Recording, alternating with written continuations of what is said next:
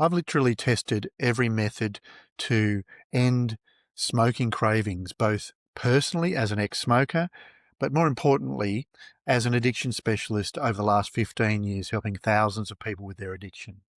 In this video, I'm going to review each of those methods so that you don't have to, and so that you can get an understanding of which method is best for you. So the methods that we're going to review are nicotine replacement therapy, cold turkey or willpower, gradual reduction, weaning off, hypnosis, mindfulness techniques, and pharmaceutical medication options, as well as the True Quit consciousness-based recovery system. So let's start with nicotine replacement therapy.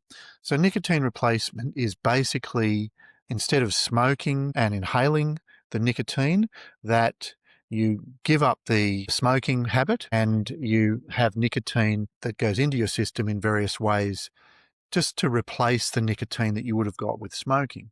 So different methods are obviously lozenges, gum, patches, and sprays. Now, the idea that you can give up smoking and reduce cravings by supplying the nicotine in another way, well, the positive and the rationale behind it, it's basically looking at the smoking habit, like after a meal, you have a smoke, or when you get stressed, you have a smoke, or when you wake up in the morning, you have a smoke.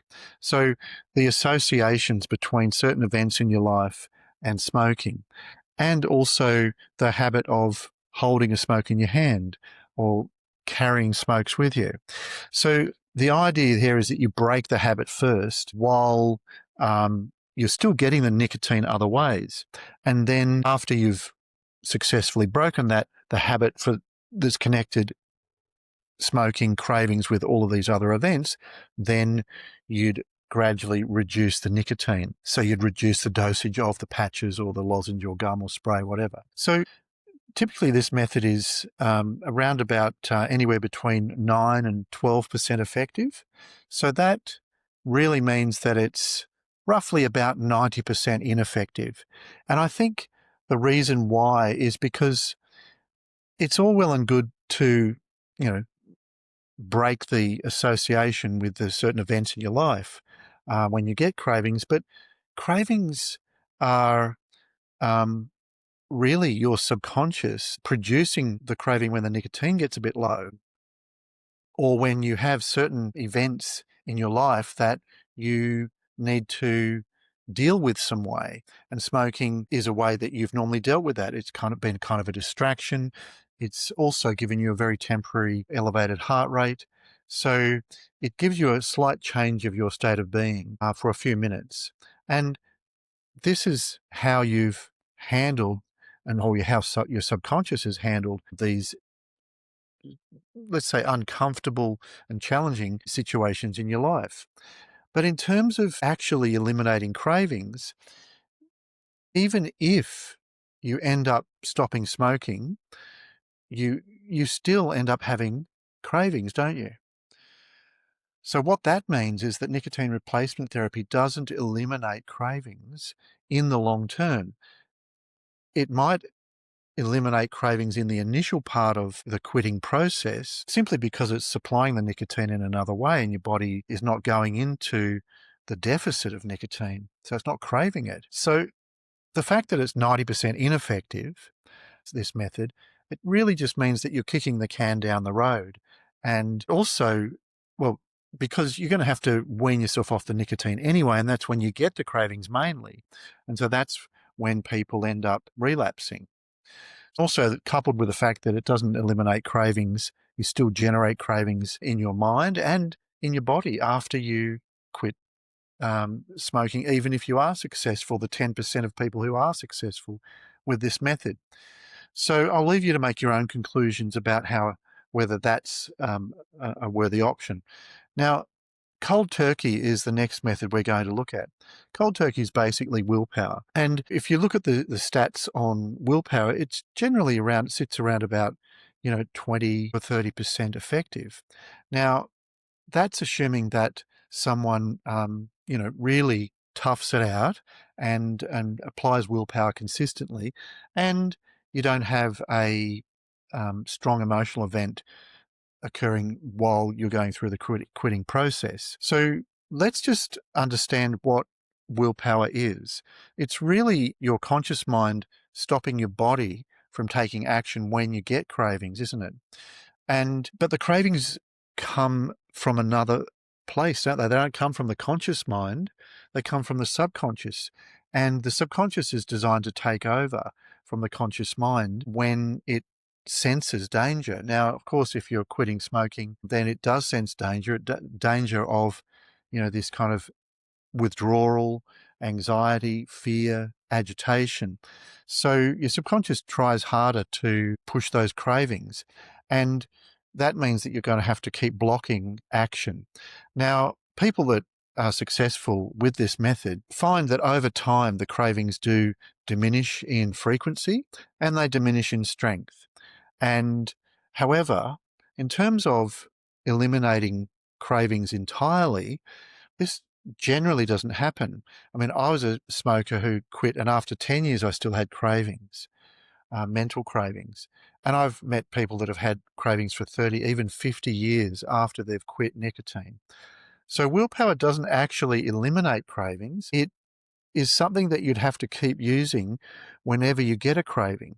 And the danger there is, even though there are, 30% of people successful in using this method, the danger is that a strong emotional event occurs. And then when a strong emotional event occurs, that's when, the cravings come on a lot stronger. And of course, when a strong emotional event occurs, it's often when you're vulnerable and you're not able to apply willpower as effectively. So that's why we would have to say that this is either 70 to 80% ineffective. But if you think about it, most methods end up relying on willpower because whatever method you use at the beginning when you attempt to quit, whether it's a nicotine replacement, whether it's hypnosis, mindfulness techniques, or pharmaceuticals, you're still going to have to use willpower if that method doesn't completely eliminate cravings altogether, which most methods don't. So therefore, most methods use and rely on willpower. So this is unfortunately the case, that willpower doesn't eliminate cravings altogether. So you still have to fight them. You still have to use your willpower down the track. Although there is one method I'm going to explain at the end that doesn't require willpower. Now, the next method we're going to look at is gradual reduction. So slowly weaning yourself off. And in a sense, what's what's positive about this method is that it doesn't suddenly shock the system.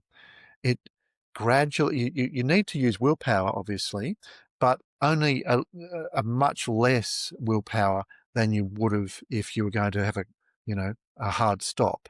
So you're just reducing the number of cigarettes per day gradually over a long period of time. And what this does do, it gives your body a chance to readjust more slowly. So your subconscious doesn't necessarily detect a real problem. Usually you are able to get used to having less nicotine over time. So the question is, does this method of reduction actually end up eliminating cravings?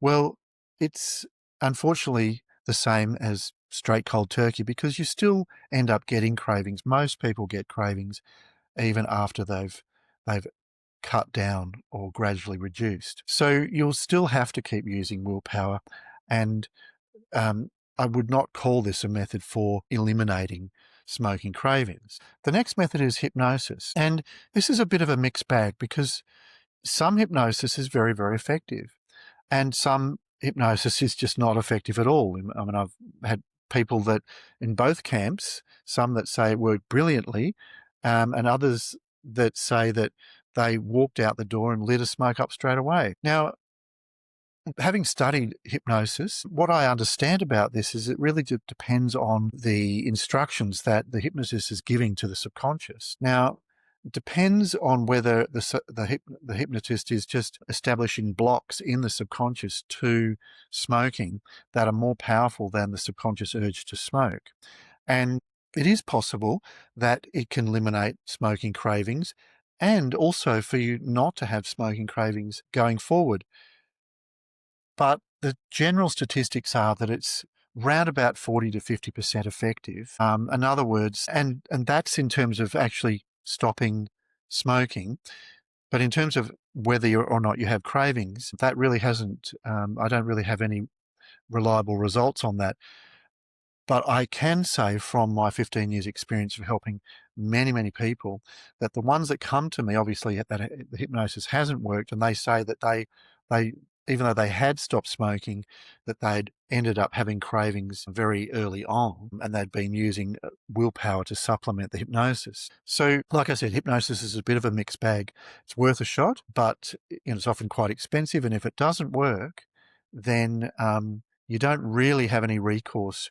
You don't have any levers to pull other than trying it again. Personally, I would much prefer, and this is the approach that I take, is helping people develop a skill where they consciously have a skill. But we'll talk about that in a minute. Now, the next method that we'll look at is mindfulness techniques. Now, most mindfulness techniques are based on really trying to use the power of your mind to help your body and your mind, in a sense, cope with the cravings as they occur. So a famous method is the surfing the urge. You might have heard of that. And that's the idea there, is that the urge comes on and you kind of ride the urge. You just watch it, and you don't try and fight it. You just watch it the way that it occurs, and you watch it increase and then decrease. And a similar way of describing that might be like climbing a mountain, because often the cravings get stronger and then they reach a peak and then they die off. So now that we've talked about surfing the urge and climbing the mountain, I mean, what do you think that you're doing really while you're surfing the urge or while you're climbing the mountain? Well, you're really kind of resisting or stopping your body from taking action, aren't you? Which is really effectively willpower. So while this method has shown some success in helping you cope with cravings, it doesn't actually eliminate the cravings, because people still have cravings afterwards, even if they end up quitting. And so you'll still need to keep on using willpower to supplement the mindfulness techniques. Now, I'm not saying that mindfulness techniques aren't effective. In fact, all of these methods have some effectiveness and some benefits. The other parts of mindfulness techniques are perhaps breathing exercises to help focus the mind on something else, and also help change your state of being, particularly to help relax if you've become anxious or fearful during the craving. And also another type of mindfulness would be visualizations, which can form a kind of a distraction for the mind, but also can help to change the state of the body and the mind during the craving. But as I said, in the end of the day, what we're looking at here is the techniques that can actually end cravings altogether. So the method that we'll look at is the pharmaceutical methods. And this is often known as Champix or Zyban, where you have a medication which is basically an antidepressant. That's the way it was discovered by accident, because these antidepressants were being given to psych patients in a psych hospital, and they found that their smoking reduced. And so antidepressants, in a sense, are what kind of keeps your mood level. And guess what happens when you have a craving for smoking? Well, often you get anxious, don't you, or fearful or agitated.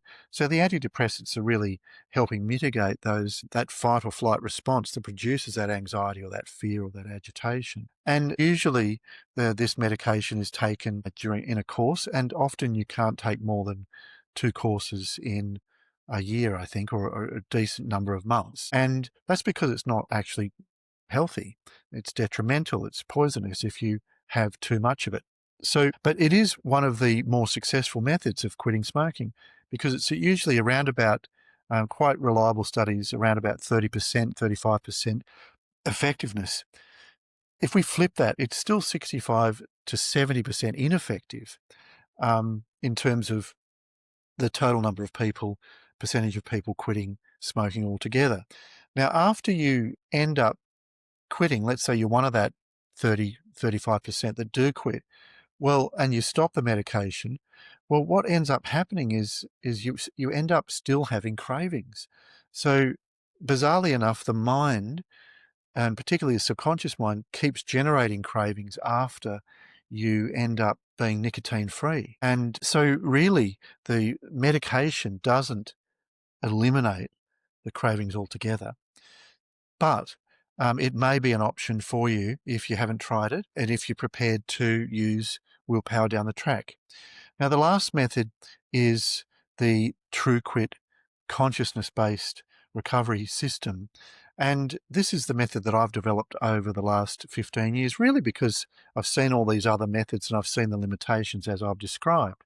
And it never really satisfied me that when we were born, that we're not born with cravings for nicotine. And so all of these methods, after even someone ends up quitting smoking, still has cravings for nicotine, which to me means that those methods are not a complete cure because they're not putting your mind back to the way it was before you were addicted to nicotine. In other words, you still are having cravings, whereas you weren't born with cravings. So I was always on the lookout for a more complete method that did eliminate cravings during and after, ending the nicotine addiction. So it took me down a road of really learning that it was not about the drug, because we know that nicotine is flushed out of the system 80% in the first 3 days and 100% or thereabouts in 10 days. So there's no drug in the system after 10 days, but you keep on getting cravings. So what we needed is to understand what these cravings are. They're obviously nothing to do with the drug.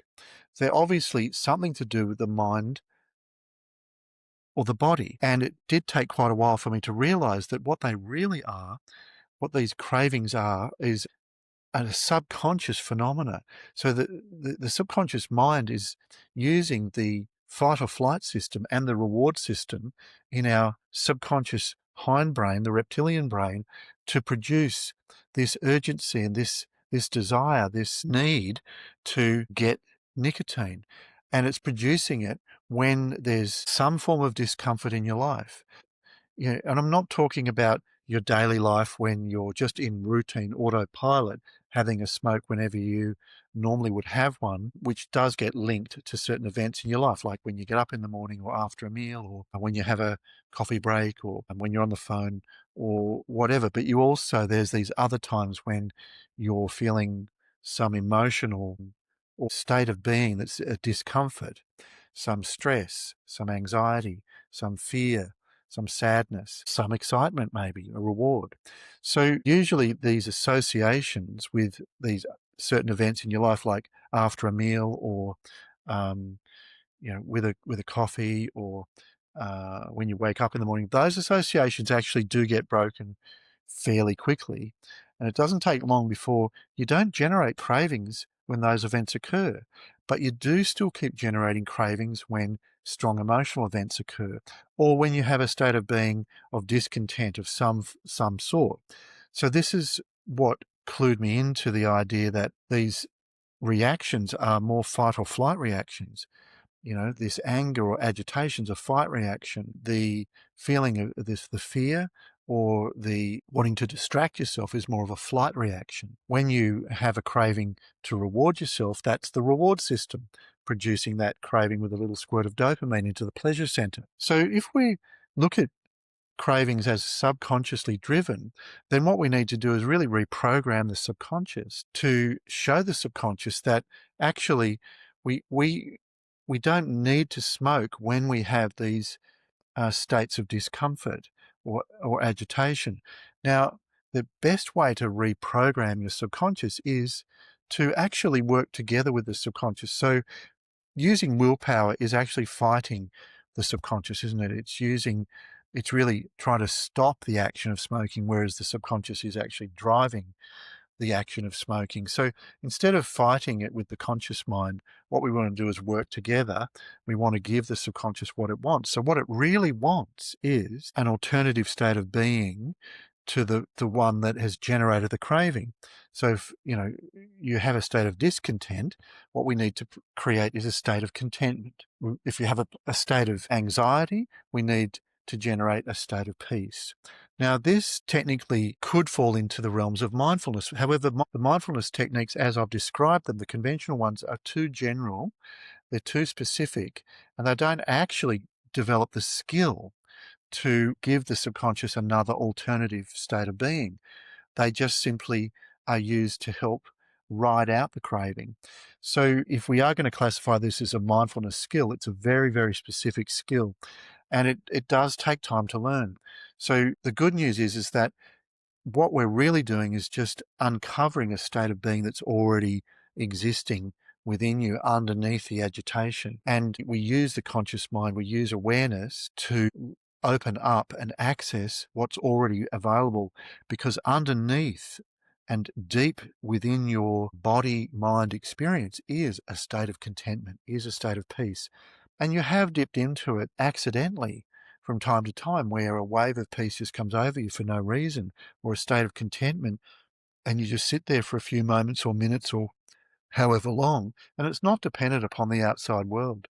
It's really an internally generated state. So this consciousness-based, skill-based method actually does end up ending the generation of cravings, because the subconscious doesn't have a reason to keep generating the craving once it's been satisfied.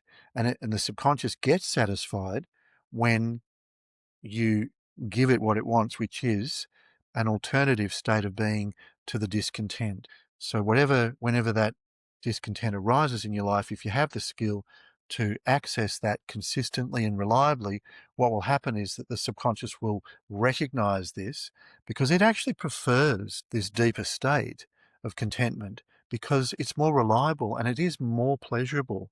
It's more satisfying than the temporary, very fleeting and very superficial change of state from the nicotine. There you have it, the common conventional methods of attempting to eliminate smoking cravings. And as we can see, really none of those methods ends up eliminating smoking cravings entirely. Hypnotherapy has a possibility of doing that. It's just a stroke of luck whether you find a hypnotherapist that actually ends up producing that result. But I definitely can recommend the TrueQuit consciousness-based mind transformation method, because it is a system and it does definitely step-by-step train you in creating this alternative state of being. It's a skill that anyone can learn. Now, I have actually talked more about this in my other videos, or you can see more in more detail how this works in my masterclass, which you can see in the description. So best of luck, and I really hope that that you end up quitting smoking as smoothly as possible. And if you want to end up coming to me for assistance, I really look forward to that. We have very affordable programs, so you can find that on truequit.com. All right, take care, and I shall see you in the next video. Bye for now.